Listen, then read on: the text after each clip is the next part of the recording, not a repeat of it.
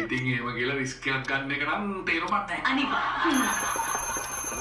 අnder alarm එක පිළිච්ච ගම. අපි නැගිටින්න ඕනේ. බං ගහන්න ඕනේ එකට පයි. ඉන්න නැතිනේ ගැහුවේ. අපි නැගිටපු ගමන් කල්පනා කරන්න ඕනේ. ධනාත්මක සිතුවිල්ල. නෑ බං කවුද මේ එලාම් එක තියපු පොල් බූරුව කියලා. ඊට පස්සේ ඕනේ මොටිවේෂන් එක. Right. ඕන එකෙන් නැත්තම් ඊට වඩා ලොකු එකක්.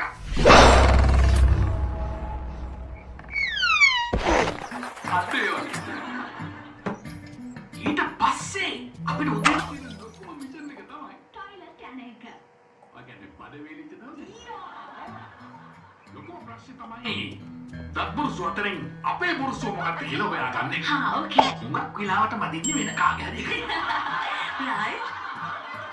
දැන් ඔය දත්තුන හැමදාම මදින්න ඕනේ නෑ. එහෙමද? අපැත්තේ නෑ කියලා අපි ජීවිතේට තර්ජනයක් නෑනේ. හහ. තර්ජනයක් තිබ්බොත් අනිත් පිළිතුරට තමයි. අනිවාර්යයෙන්.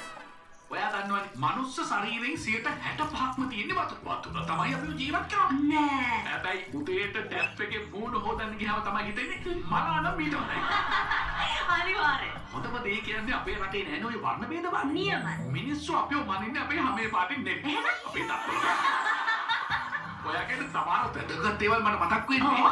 ටවල් එකෙන් පිට කතා කරලා එළියට යනකොට. මොන වගේ දේවල්? තාම වැදගත් දේවල්. ෆ්ලෂ් කරාද වගේ දේවල්. ඊයෝ. ඔය ෆ්ලෂ් කරන එක නම් අනිවාර්යෙන් කරන්න ඕනේ. එහෙමද? නැත්තම් මැරෙනවා. කවුද? අපි යව්. එනකම්.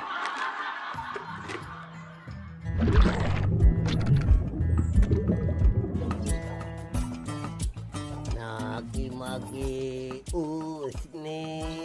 උස්නේචි නාකි මගේ උස්නේ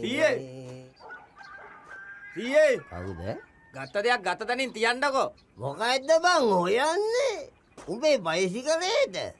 බයිසිකලේ නෙමෙයි ඉනිමක හොයන්නේ.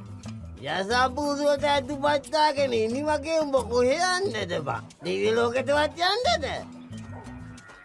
අනේ වේ ඔයාට එකෙන් වැඩක් නෑනේ.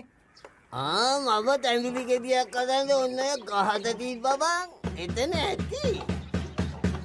ඇවිල්